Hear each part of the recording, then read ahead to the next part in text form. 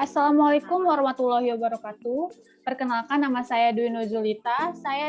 Pada kesempatan kali ini saya akan membahas topik mengenai isu-isu kontemporer atau aktual yang terjadi terkait peran petugas pengamanan lapas dalam mencegah hal-hal yang bisa menimbulkan hambatan, gangguan, ancaman, dan tantangan terhadap kehidupan berbangsa, bermasyarakat, dan bernegara.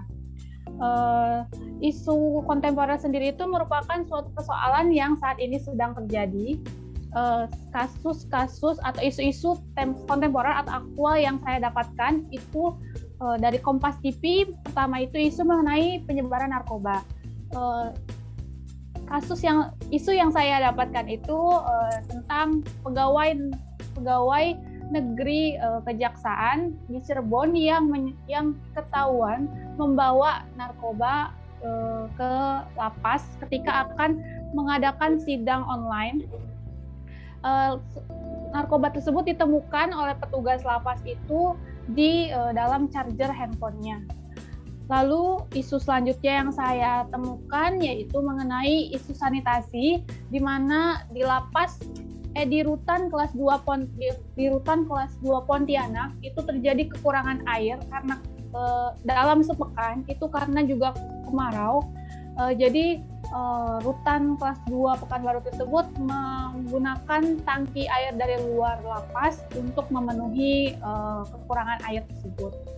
Lalu isu yang ketiga itu mengenai terorisme atau radikalisme.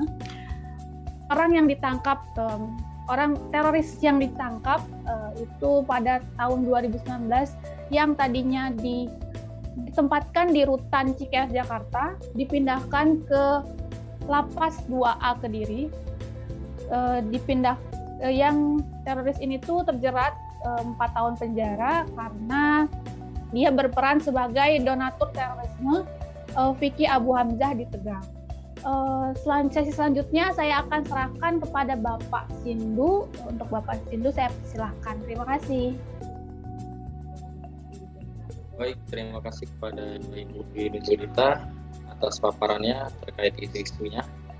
Selanjutnya kita akan mendengarkan pendapat dari narasumber kita yang telah hadir.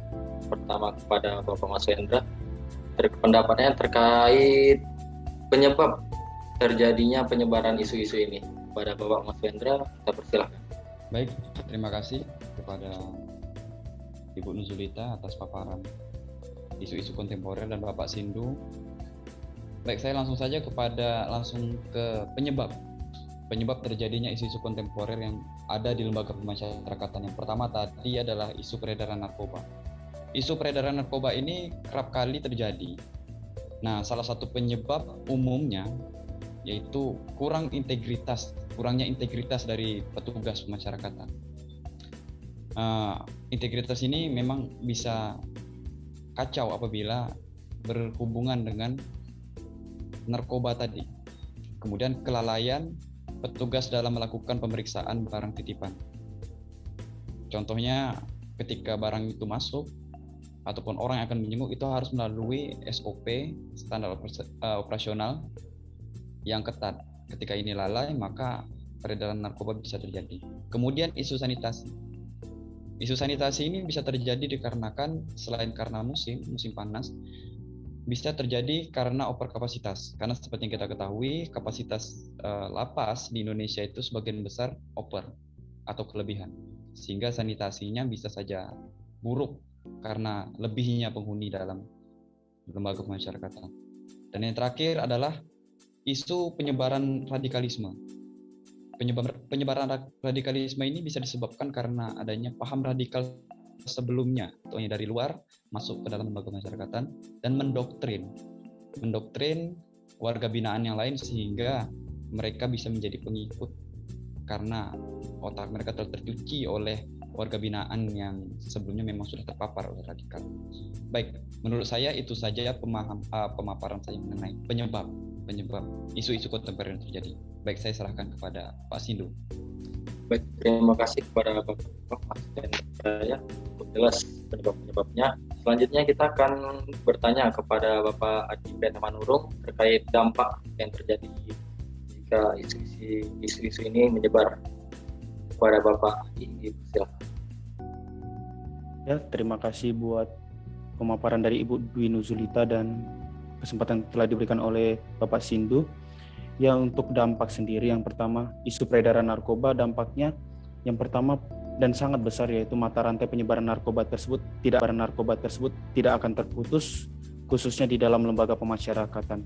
Dan yang kedua, bisa merusak nama baik instansi Kemenkumham tersendiri dan mengganggu keamanan dan ketertiban yang terjadi di dalam lapas, karena umumnya pengguna narkoba memiliki emosi yang kurang stabil sebagai dampak dari pemakaian narkoba tersebut. Untuk isu yang kedua, yaitu sanitasi, seperti contohnya kekurangan air bersih, dampaknya yaitu kesehatan dan keamanan ketertiban di dalam lembaga pemasyarakatan itu sendiri. Dan untuk isu yang ketiga, mengenai penyebaran terorisme dan radikalisme, dampak yaitu yang pertama, paham radikalisme itu semakin terus berkembang, khususnya di dalam lapas, karena napi-napi tersebut bakalan mencari warga-warga binaan untuk diberikan, atau bahasa kitanya untuk dicuci otaknya untuk memasuki paham-paham radikalisme. Dan yang kedua, setelah keluar dia bukan menjadi manusia yang lebih baik lagi, tetapi malah membuat kelompok-kelompok baru, kelompok radikal baru yang akan berkembang di negara kita ini. Mungkin itu saja yang bisa saya sampaikan mengenai dampak dari isu-isu tersebut. Saya kembalikan kepada Bapak Sindu. Terima kasih. Baik, terima kasih kepada Bapak Adi. Selanjutnya kita akan bertanya kepada narasumber kita yang terakhir, Pak Gunawan Kumangki. Bagaimana pendapatnya untuk upaya pencegahan yang terjadi atas isu-isu ini? Kepada Pak Gunawan. Baik, terima kasih atas waktunya Pak Sindu. Kita akan mulai daripada isu yang pertama, yaitu isu peredaran narkoba.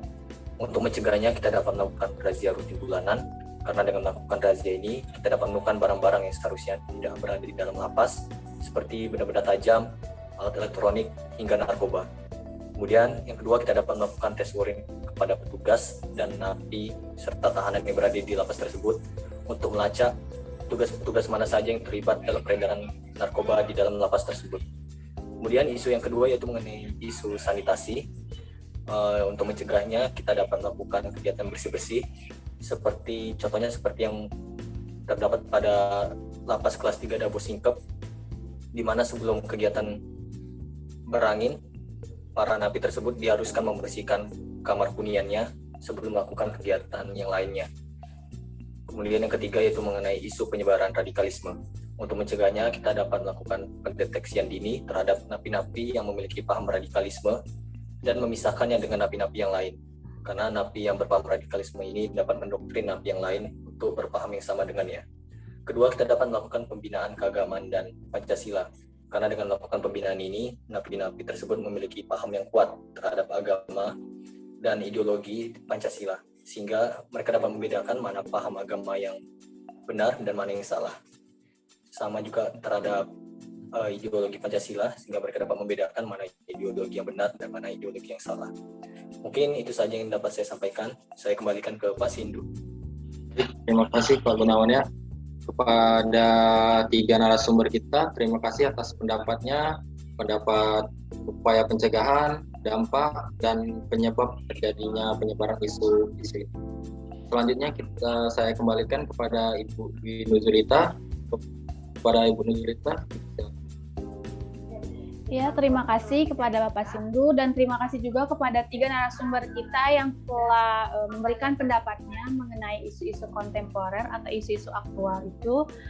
Semoga paparan hari ini itu dapat bermanfaat untuk rekan-rekan pengayoman semuanya, bisa diambil pelajarannya ataupun bisa bermanfaat lah pokoknya. Terima kasih semuanya. Saya akhiri di sini. Assalamualaikum warahmatullahi wabarakatuh.